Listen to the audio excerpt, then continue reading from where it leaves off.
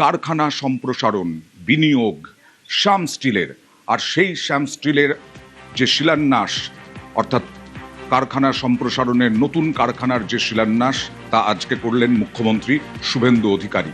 এর আগেও এই মেজিয়াতেই বড় কারখানা গড়েছিল, বিনিয়োগ করেছিল শ্যাম স্টিল।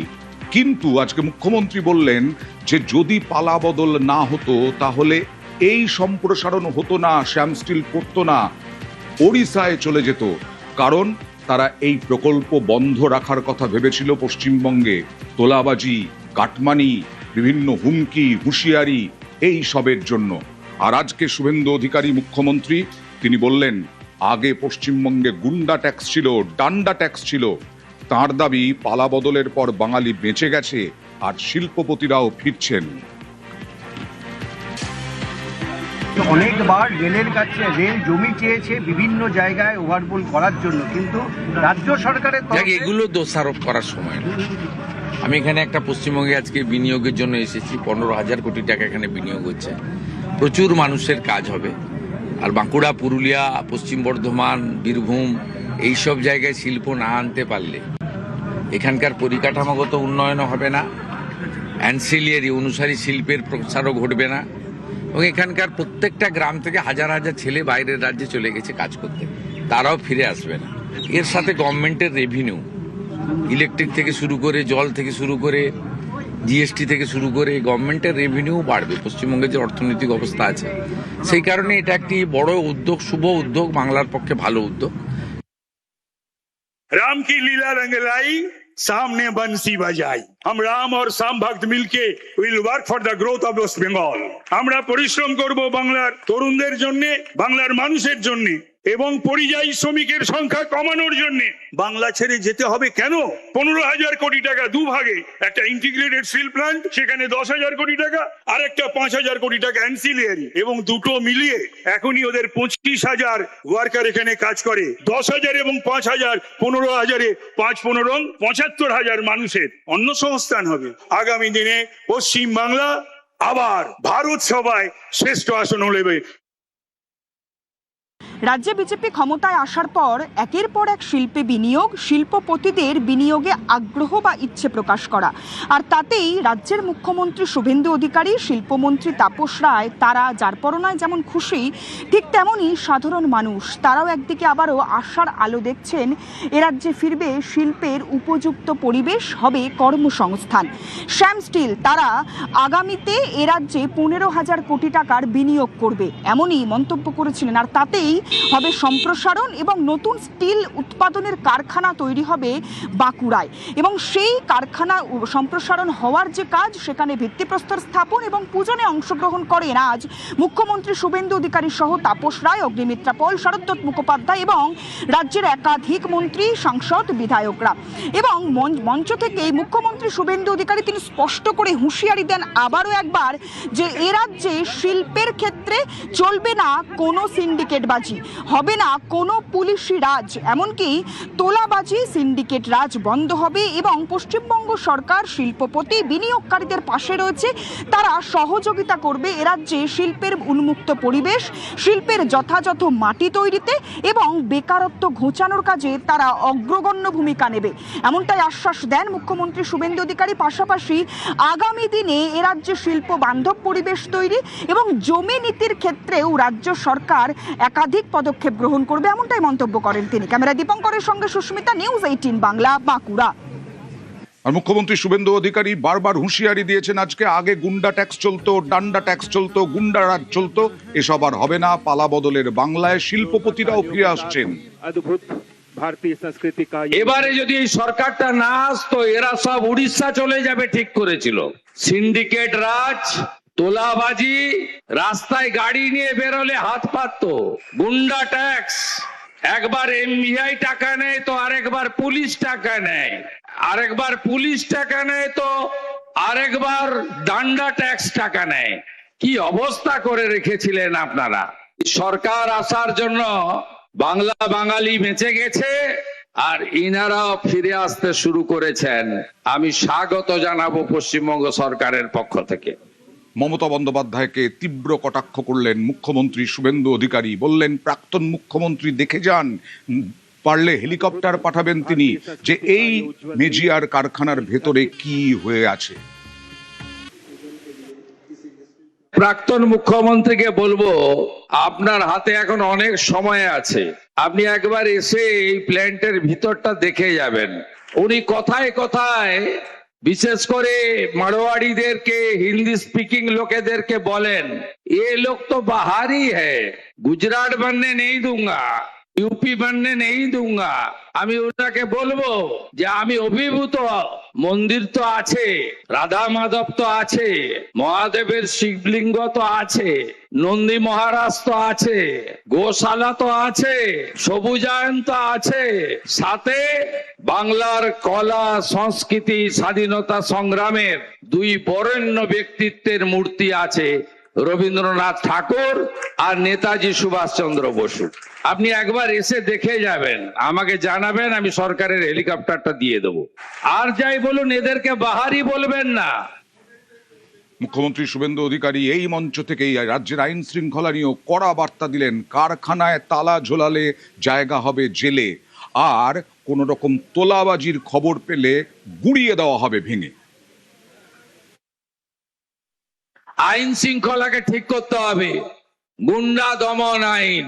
কারখানার গেটে তালা লাগালে আপনাকে হাজতের ভিতরে থাকতে হবে। কারখানায় এসে গেটে ভেঙে দিয়ে গেলে 3 গুণ আদায় করব। কোনো গুন্ডাগর্দি চলবে না। No syndicate, no cut money, no উসুলি। জানতে পারলেই ব্লো দে মাপ, ভেঙে গুড়িয়ে দেবো। আরো কি বললেন?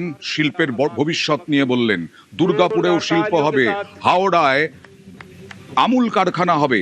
দেখুন কি বার্তা দিলেন। लाख कोटी का इन्वेस्टमेंट पहले हम लोग किया 600 करोड़, आज बड़ा इन्वेस्टमेंट है 15,000 crore. Day after tomorrow honourable cooperation and home minister respected Amit Shah ji will come in Calcutta. उन्होंने वर्चुअली इनोग्रेट करेगा हावड़ा का धूलागढ़ में अमूल का प्लांट 700 करोड़। मैं अगस्त का 15 तारीख का बाद फिर आ रहा हूं दुर्गापुर में। 4,000 करोड़ का एक इन्वेस्टमेंट मेरा, हम लोग का रेडी है, उनका पास लैंड भी है।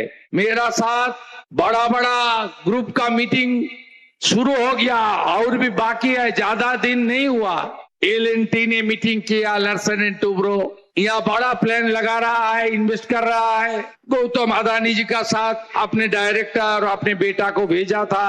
सरकार का पास 1700 एकड़ जमीन है दादन पात्र बाड़ में, वहाँ सीपोर्ट हो रहा है। अदानी ग्रुप न्यू टाउन में 2000 बेड का एक इंटरनेशनल स्टैंडर्ड का हॉस्पिटल बनाने जा रहा है। 1000 यहाँ का इकोनॉमिकली पुअर के लिए और 1000 कॉमर्शियल यूज करेगा। एक बड़ा हॉस्पिटल बना रहेगा। संजीव गोयनका जी का साथ भी मीटिंग हुआ। एक बैटरी प्लांट और 2 प्लांट उन्होंने यहाँ इन्वेस्ट करने का कमिट किया है। फ्लिपकार्ट ने बड़ा कार्यक्रम कर रहा है, बड़ा इन्वेस्टमेंट कर रहा है। दुर्गा पूजा का पहले होरिन घाटा में उनका एक बड़ा इन्वेस्टमेंट प्लांट का इनोग्रेशन भी हो जाएगा। মুখ্যমন্ত্রী শুভেন্দু অধিকারীর ভিশনে ভরসা রাখছেন শিল্পপতিরা। পালা বদলের পর এ রাজ্যে শিল্পে জোর দেওয়া হচ্ছে, আশাবাদী শিল্পপতি পার্থপ্রতিম চট্টোপাধ্যায়।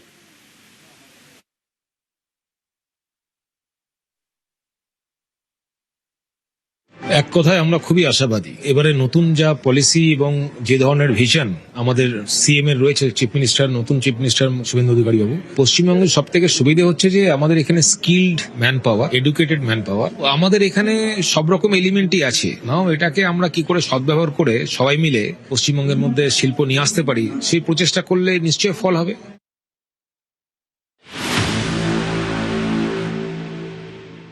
মেজিয়ায় আজকে শিলান্যাস হলো শ্যাম স্টিলের কারখানা সম্প্রসারণের। 15,000 কোটি টাকার বিনিয়োগ, আর সেই বিনিয়োগেরকে ঘিরেই আশাবাদী শিল্পপতিরা রাজ্যের শিল্পের ভবিষ্যৎ নিয়ে। আমরা খুবই উৎসাহিত যে আজকে আমাদের সেন্টার থেকে অ্যালাইন্ড হয়ে একটা স্টেট গভর্নমেন্ট এখানে এস্টাবলিশ হয়েছে। পুরো ইনভেস্টমেন্টের ক্লাইমেটটাই যেন চেঞ্জ হয়ে গেছে। সবাই ভাবছে যে এখন কিভাবে আমরা একটা ভালো ইনভেস্টমেন্ট করে জিনিসগুলো করতে পারি। আমাদের নিজের মেম্বাররাও সব চিন্তা করছে যে কিভাবে এই স্টেটে আরো ইনভেস্টমেন্ট করা যায়। ছোট ছোট জিনিসে দেখছি যে ওরা ইমিডিয়েটলি ওইটাকে সলিউশন করার চেষ্টা করছেন। শ্যাম স্টিলের অত বড় ইন্ডাস্ট্রি একটা স্থাপনা হচ্ছে, তো 100% এনসিলারি ইন্ডাস্ট্রিজকে তো আসতেই হবে। ছোট বিজনেসম্যানরাও একটা উদ্যোগ করার একটা জায়গা পাবে, বেঙ্গলের লোকরাও এখানে থেকে কাজ পাবে, কাজ করতে পারবে। মেজিয়ায় শিল্পে বিনিয়োগ, খুশি মেজিয়া সহ বাঁকুড়ার বাসিন্দারা।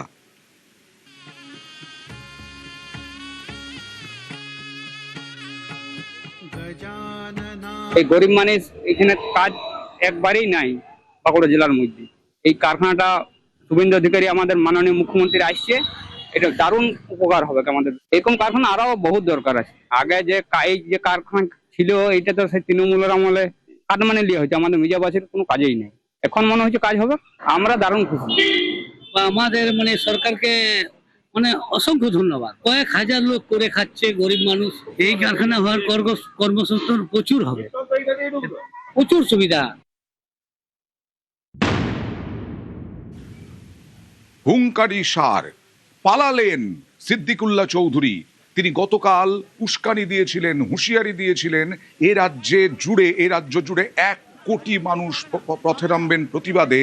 মন্দির মসজিদ এসব থাকবে। তার আবদার, মসজিদ কেন সরানো হবে বিমানবন্দর থেকে? মসজিদ সরানোর প্রতিবাদ করার জন্য আহ্বান জানিয়েছিলেন, বিক্ষোভের ডাক দিয়েছিলেন, উস্কানি দিয়েছিলেন। রানওয়ে সম্প্রসারণে মসজিদ সরানোর পরিকল্পনা পালাবদলের পর হয়েছে। দীর্ঘদিন ধরে শুধুমাত্র রাজনীতির জন্য এই মসজিদ ছিল রানওয়েতে।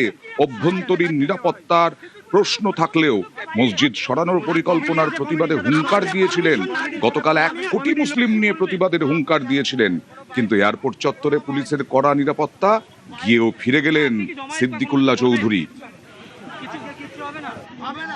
कल जुमा है, इस जुमा के दिन बंगाल के 1 करोड़ मुसलमान माँ बहनों से गुजारिश की कि ये बैज पहनेंगे, ये पहनेंगे, नमाज पढ़ने जाएंगे, अल्लाह से दुआ करेंगे और पुरअमन एहतजाज करके चले आएंगे। গতকাল হুঙ্কার, আজ পলায়ন। প্রশাসন করা হতেই সিদ্দিকুল্লাহর জারি জুড়ি একেবারে খাতাম। কমলিকা ওখান থেকেই প্রতিবেদন পাঠিয়েছেন। আজ এয়ারপোর্ট মসজিদের জন্য পশ্চিম বাংলার 4 কোটি মুসলমানের জন্য ধর্মনিরপেক্ষ গণতান্ত্রিক দেশপ্রেমিকের জন্য একটা কালা দিবস। আমরা আশা করি, আমরা চাইছি এয়ারপোর্ট অথরিটি মসজিদ খুলে দিক। নেক্সট স্টেপ এক হলো আদালত, আর একটা হলো অফিসিয়ালি চিঠি। আজকে একটা অন্য রকমের চেহারা দেখা গেল, এটাও বলা যেতে পারে পরিবর্তনের চেহারা। কিরকম চেহারা? আজকে সিদ্দিকুল্লাহ চৌধুরী তিনি বলেছিলেন যে এয়ারপোর্টের এই যে ভেতরে যে মসজিদ, সেই মসজিদে নামাজ পড়তে দেওয়া বারণ করা হয়েছে জাতীয় সুরক্ষার কারণে, কিন্তু তিনি বলেছিলেন তিনি বেশ লোকজন নিয়ে এসে সেখানে তিনি নামাজ পড়বেন এবং কালো ব্যাচ পড়বেন, আরও নানান প্রোগ্রাম। আমরা কি দেখলাম সকাল থেকে? আমরা এই এয়ারপোর্টের 7 নম্বর গেটের বাইরে আছি। এখানে বিপুল পুলিশ দেওয়া আছে, central forces, Paschimbanga police, Bidhannagar কমিশনারেটের প্রচুর পুলিশ দেখা গেল। এবং তার সাথে সাথে দেখা গেল যে রাস্তাও কোথাও কোনো আটকানো বা কোনো রকম গাড়িতে লোক আসা, এই চেহারা কি এই চেহারা এই ছবি কিন্তু ধরা পড়েনি। কেন এই কথাটা বলছি? এই কথাটা এই কারণেই বলছি, কারণ ঠিক 1 বছর আগে সিদ্দিকুল্লাহ চৌধুরী রামলীলা ময়দানে সভা ডেকেছিল, যদিও সেটা সভা ছিল, কিন্তু তার জন্য গোটা কলকাতা শহর আটকে পড়েছিল। কোনো রকম কোনো বাস গাড়ি যাতায়াত করতে পারেনি এবং সেটা একটা অসহনীয় পরিস্থিতি তৈরি হয়েছিল। আর আজকে এই পরিবর্তনের পর যখন সিদ্দিকুল্লাহ চৌধুরী একটা ডাক দিয়েছেন, দেখলেন সিদ্দিকুল্লাহ চৌধুরী তো একেবারে বলা যেতে পারে চলেই গেলেন। তার সঙ্গে যারা আছেন তারা বললেন যে না, উনি এখানে কিছু করবেন না। অর্থাৎ পুলিশ যেভাবে মানসিক স্থিতি ইম্পোজ করেছে এবং যেভাবে এখানে আজকে সকাল থেকে নজর রেখেছে, রুট মার্চ করেছে, তার থেকে একটা জিনিস খুব স্পষ্ট যে ইচ্ছে থাকলে সব হয়, আর সেই ইচ্ছেটা থাকার খুব প্রয়োজনীয়তা রয়েছে। রাস্তার একেবারেই ফাঁকা, সিদ্দিকুল্লাহ চৌধুরী তিনি চলে গেছেন, নামাজ এখানে পড়া হবে না। সব থেকে বড় কথা এটা যে এটাও একটা পরিবর্তন। ক্যামেরাম্যান অংশুমান রয়ের সাথে কমলিকা সেনগুপ্ত, নিউজ 18 বাংলা। এর আগেই মুখ্যমন্ত্রী শুভেন্দু অধিকারী তিনি হুঁশিয়ারি দিয়েছিলেন, তারপরেও সিদ্দিকুল্লাহ চৌধুরীর এই উস্কানি, এই হুঁশিয়ারি, কি বলেছিলেন মুখ্যমন্ত্রী দেখুন। জাতীয় নিরাপত্তা, বিমানবন্দরের নিরাপত্তা অগ্রাধিকার পাবে, এইটাই সরকার। অন্য সরকার হলে ধমকাতো, যেমন রেজিনগরের লোকটা ধমকাতো, এখন আর ধমকায় না। এই বিমানবন্দরের লোকেশন খুব গুরুত্বপূর্ণ নিরাপত্তার ক্ষেত্রে। চীন, বাংলাদেশ সব কাছে, এটা আন্তর্জাতিক বিমানবন্দর। এইখানে এইভাবে খুলে রাখা যায় না। আমরা তো ধর্ম পালনে কাউকে বাধা দিইনি। বকরি ঈদও করেছেন, পশু হত্যা আইন মেনে করেছেন, মহরমেও বেরিয়েছিলেন অস্ত্র বাড়িতে রেখে, কোনো অসুবিধা নেই। ভদ্র থাকবেন, আইন মেনে চলবেন, ডিজে থেকে দূরে থাকবেন, নিজের ধর্ম নিজে পালন করবেন, অন্যর কানে গিয়ে ফুফু করার দরকার নেই, সব ঠিক চলবে, সুন্দর চলবে। আর বন্দে মাতরমটা গাইতে হবে, ঠোঁট না নাড়ালে হবে না, আমরা লক্ষ্য রাখছি। গত বছর এপ্রিল, তখন তো তৃণমূল জামানা, তখনও হুঙ্কার দিয়েছিলেন, হুঁশিয়ারি দিয়েছিলেন, উস্কানি দিয়েছিলেন এই সিদ্দিকুল্লাহ চৌধুরী। যদি বলতাম জ্যাম করব তো 50টা জায়গায় 2000 করে বসে যেতাম, যেটা এখন হয়নি, পরে কিন্তু হবে।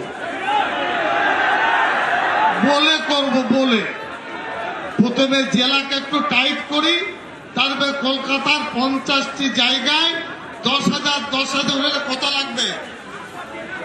বাস এরা আসবে, কলকাতায় বসে চিড়ে গুড় পানি বাতাসা মুড়ি খাবে আর একটু বসবে।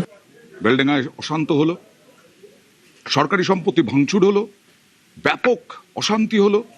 তারপরে জানুয়ারি মাসেই তৎকালীন মুখ্যমন্ত্রী মমতা বন্দ্যোপাধ্যায় কি বার্তা দিয়েছিলেন দেখুন। ফ্রাইডে জুম্মাবার পবিত্রবার, যেমন শিবেরও বার, মা দুর্গারও বার, সন্তোষী মাতারও বার, তেমনি ফ্রাইডে জুম্মার নেওয়া যাবে। এখন যদি দুর্গাপুজো দেখতে এসছে কোটি কোটি লোক, সেখানে আপনি যদি একটা মাইক লাগিয়ে দেন তাহলে সবাই শুনবে। তো ফ্রাইডে জুম্মাবার এমনি সংখ্যালঘুদের কাছে একটা সেন্টিমেন্ট আছে, সেখানে সবাই ফ্রাইডে জুম্মার নামাজ করতে এসছে। এখানে কেউ কেউ যদি তার রাজনৈতিক চরিতার্থ করবার জন্য উস্কে দেয়, সংখ্যালঘুদের ক্ষোভটা স্বাভাবিক।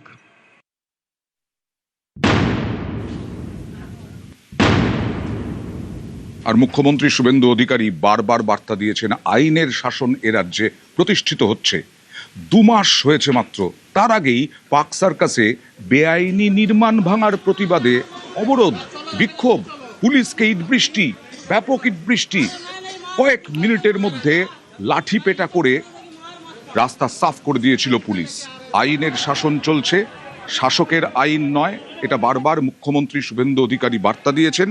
এবং পাক সার্কাসকে খালি করে দেওয়া হয়েছিল, কারণ পুলিশের হাতে অধিকার রয়েছে, ক্ষমতা রয়েছে, স্বাধীনতা রয়েছে আইনের শাসন প্রতিষ্ঠা করার। আর 18ই মে কি বলেছিলেন মুখ্যমন্ত্রী শুভেন্দু অধিকারী দেখুন। পুলিশের সমস্ত বন্ধুদের বলবো, বিএনএস যা বলেছে, আপনাকে ট্রেনিং পিরিয়ডে যা বলেছে, আপনার সুপিরিয়র যা অর্ডার দেবে অন স্পট আপনি চিন্তামুক্ত হয়ে করবেন। কে কোন দল করেন, কে কোন ধর্মের লোক, কে কোন সম্প্রদায়ের লোক, কে কোন প্রভাবশালীর ক্লোজ লোক, তার এগেনস্টে অ্যাকশন নিতে গেলে 5 বার ভাবতে হবে। আপনারা এই চিন্তা মুক্ত করুন। আর পার সার্কাস সহ যেখানে যেখানে বিগত দিনে এই ধরনের ঘটনা ঘটিয়েছেন, আপনারাও কান খুলে শুনে রাখুন, এটা আপনাদের শেষ ঘটনা। এরপরে আর কোনো এই ধরনের অ্যাকশন আমরা করতে দেব না। যদি করেন, আমার থেকে খারাপ কোনো পুলিশ মন্ত্রী হবে না। আর দেখুন পালা বদলের পর কি হলো, বদলের বাংলায় পুলিশেও বদল হলো, প্রতিবাদের নামে গুন্ডামি দিন শেষ হয়েছে। দেখা যাচ্ছে 3টে ঘটনাতেই পাক সার্কাসে, যেটা বলছিলাম, বেআইনি নির্মাণ ভাঙার প্রতিবাদ, তাতেও গুন্ডামি এবং তাতে পুলিশের ওপরে হামলা, ইট বৃষ্টি, তারপরেই মিনিটের মধ্যে রাস্তা সাফ। আসানসোলে অশান্তির চেষ্টা, হিংসা ছড়ানোর চেষ্টা, সেখানেও পুলিশ, কেন্দ্রীয় বাহিনী একেবারে আইনের শাসন সাফ করে দেওয়া হলো, অশান্তির চেষ্টা করতে দেওয়া হলো না। কালকে হুমকি, গোটা রাজ্যে নাকি 1 কোটি মানুষ প্রতিবাদে নামবেন, বিমানবন্দর চত্বরে মসজিদ সরানো যাবে না, প্রতিবাদের নামে গুন্ডামির দিন শেষ, বিরাট পুলিশ বাহিনী দেখে গাড়ি থেকে নামলেনই না সিদ্দিকুল্লাহ চৌধুরী, একবারে পিঠ টান দিলেন।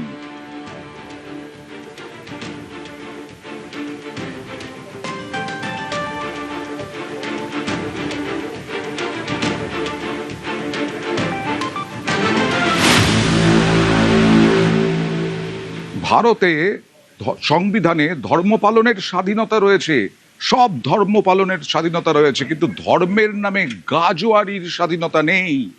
আইনজীবী ওসমান মল্লিক কি বলছেন দেখুন।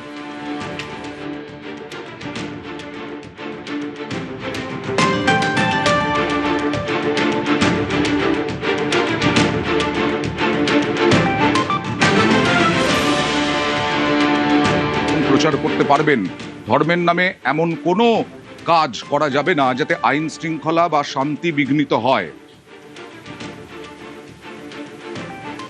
কোনো একটি নির্দিষ্ট মসজিদে গিয়ে নামাজ পড়তে হবে, এটি একটি গাজোয়ারি মনোভাব, এটা ভারতীয় আইন এটাকে স্বীকার করে না। তাছাড়া সুপ্রিম কোর্ট খুব সুস্পষ্টভাবে বলেছে যে রাষ্ট্র যদি মনে করে সে মন্দির, মসজিদ, গির্জা সবগুলোকেই জনস্বার্থে অধিগ্রহণ করতে পারে। এয়ারপোর্ট বা অন্য কোথাও যদি জরুরি প্রয়োজনে মানুষের স্বার্থে, জনস্বার্থে মন্দির, মসজিদ বা গির্জা অধিগ্রহণ করা দরকার হয়, সরকারের সেই ক্ষমতা আছে, সরকার সেটা করতে পারে। আর সিদ্দিকুল্লাহ চৌধুরীকে পুরোপুরি ধুয়ে দিলেন একেবারে পীরজাদা তোহা সিদ্দিকী। তিনি বললেন আর কেউ ফাঁদে পড়ছেন না সিদ্দিকুল্লাহ চৌধুরীর। দেখুন কি বললেন।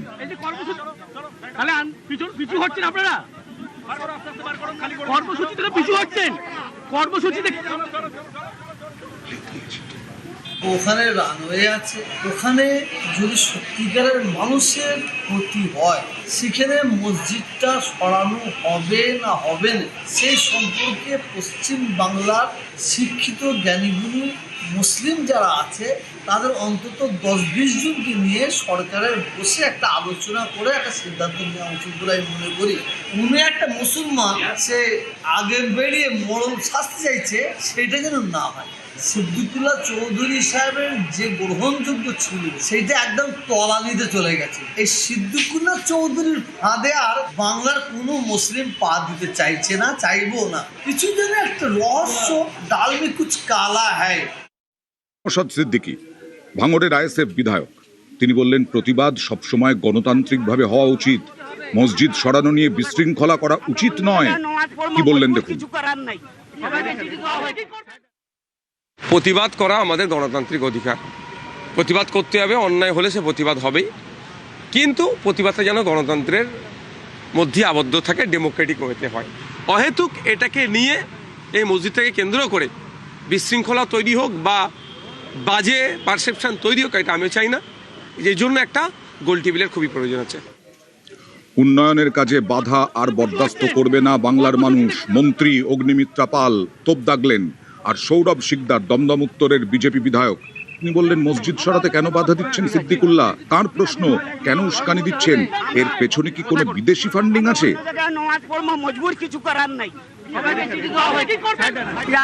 রাজনীতির জায়গায় করা দরকার, কিন্তু ডেভেলপমেন্টের কাজে যদি কেউ বাধা দেয়, যেটা করে এসেছে সিদ্দিকুল্লাহ চৌধুরী এবং টিএমসি লাস্ট 15 ইয়ার্স, এগুলো বাংলার মানুষ, আমরা তো কেউ নেই, বাংলার মানুষই বরদাস্ত করবে না। এখন কিন্তু যেভাবে ম্যান্ডেট দিয়েছে বাংলার মানুষ, আর কোনো দিকে তারা তাকাবে না। এখন বাংলার মানুষ শুধু ডেভেলপমেন্ট চাই, কারণ এয়ারপোর্টটা বড় হলে, এয়ারপোর্টের এক্সপ্যানশন হলে একজন হিন্দুরও লাভ হবে, একজন মুসলমানেরও লাভ হবে, একজন খ্রিশ্চানেরও লাভ হবে, একজন শিখেরও লাভ হবে। সুতরাং Siddiqullah Chowdhury come out of it, enough, অন্য স্ট্র্যাটেজি নিন। এটা পশ্চিমবঙ্গে কাজ দিচ্ছে না, হচ্ছে না। 2002-তে তখনকার সিভিল এভিয়েশন মিনিস্টার ছিলেন সৈয়দ শাহনওয়াজ হোসেন, তার মন্ত্রণালয় থেকে বলে দেওয়া হয় যে এই মসজিদটা সরানো দরকার, কিন্তু তৎকালীন বামফ্রন্ট সরকার এতে সহযোগিতা করেন না। তখন থেকে শুরু করে আজকে অবধি সিদ্দিকুল্লাহ চৌধুরী গো ধরে বসে আছে। এই ইন্টারেস্টটা কেন, এটা খতিয়ে দেখা দরকার। একটা হাই সিকিউরিটি জোনের মধ্যে একটা মসজিদ আছে, সেখানে লোকে খালি আধার কার্ড দেখিয়ে ঢুকে যাচ্ছে নামাজ পড়তে। এর পেছনে কোনো বিদেশি রাষ্ট্রের কোনো ইন্ধন আছে? টেক অফ এবং ল্যান্ডিং এর সময় একটা ঝুঁকি থেকে যায়। আজকে এটা সম্প্রসারণ হয়ে গেলে বিমান চলাচল অনেক স্মুথ হয়ে যাবে। আন্তর্জাতিক বিমানের সংখ্যা বাড়লে খালি যাত্রীদের সুবিধা হবে তাই নয়, কর্মসংস্থান হবে অনেক। উনি তো বেসিক্যালি ধর্মের দোকান চালান, ধর্ম ব্যবসায়ী। তো আজকে ওনার দোকান যাতে ঠিক করে চলে তার জন্য লক্ষ লক্ষ কোটি কোটি মুসলিম ভাইদের আইন ভাঙার জন্য উস্কানি দেওয়াটা কিন্তু আইনের চোখে অপরাধ। কেন্দ্রীয় শিক্ষা প্রতিমন্ত্রী সুকান্ত মজুমদার তিনি বললেন, তৃণমূল সরকার এর আগে সব বরদাস্ত করলেও বিজেপি সরকারের আমলে এসব চলবে না। আর বিজেপি সভাপতি শ্রমিক ভট্টাচার্য এবং সাংসদ শ্রমিক ভট্টাচার্য তিনি বললেন, বাবরের সরকার নেই। গতকালই কড়া প্রতিক্রিয়া দিয়েছিলেন তিনি। দেখো, সিদ্দিকুল্লাহ সাহেবকে এটুকুই বলবো যে এখন কিন্তু আগের সরকার নেই। এর আগে যখন তসলিমা নাসরিনকে বিতরণ করার জন্য সিদ্দিকুল্লাহ সাহেব এরকম মৌলবাদীদের দল নিয়ে নেমেছিল, তখনকার সরকার কিন্তু আদর করেছিল। মমতা বন্দ্যোপাধ্যায়ের সময় তো লাড্ডু খাওয়ানো হতো, এই সরকার কিন্তু অন্য কিছু খাওয়াবে। তখন কিন্তু পেছনে যদি লাঠির বাড়ি পড়ে তখন কিন্তু আমাদেরকে বলবেন না, আমাদেরকে বলতে আসবেন না। উন্নয়নের কাজে মন্দির হোক কিংবা মসজিদ হোক সেটাকে রেখে দেওয়া যাবে না। যদি এয়ারপোর্টের ভিতরে ওটা কোনো মসজিদ না হয়ে যদি হনুমানজির মন্দির হতো তাহলে আজকে সরকার যা করছে সেটাই করা হতো। ভগবান আল্লাহ এরা তো সর্বত্র বিরাজমান, যে কোনো এক জায়গায় গিয়েই সাল্লাল্লাহু আলাইহি ওয়াসাল্লামের দিকে তো হাত তুললেই হয়। এটা মনে রাখবেন যেই যা করছেন যে এখন আর বাবরের সরকার নেই।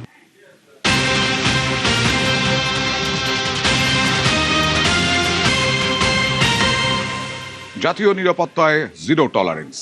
আগামীকাল অভ্যন্তরীণ সুরক্ষা নিয়ে, সীমান্ত নিরাপত্তা নিয়ে বৈঠক অমিত শাহের। কেন্দ্রীয় স্বরাষ্ট্রমন্ত্রী অমিত শাহ তিনি আগামীকাল উত্তরবঙ্গে বৈঠক করবেন। বিএসএফ আউটপোস্ট সহ একাধিক ইস্যুতে আলোচনা। বৈঠকে থাকবে নারকোটিক্স, বৈঠকে সীমান্তবর্তী জেলার জেলাশাসক, পুলিশ সুপার। আজ রাতেই রাজ্যে কেন্দ্রীয় স্বরাষ্ট্রমন্ত্রী এবং ফের বঙ্গ সফরে কেন্দ্রীয় স্বরাষ্ট্রমন্ত্রী। 18ই জুলাই উত্তরবঙ্গের 2টি বিএসএফ ক্যাম্প পরিদর্শন। 18ই জুলাই দুপুরে উত্তরকন্যায় সীমান্ত সুরক্ষা নিয়ে বৈঠক। 19শে জুলাই দক্ষিণবঙ্গের সব জেলার এসপি ডিএমদের নিয়ে বৈঠক। মূলত সীমান্ত নিয়েই নজর।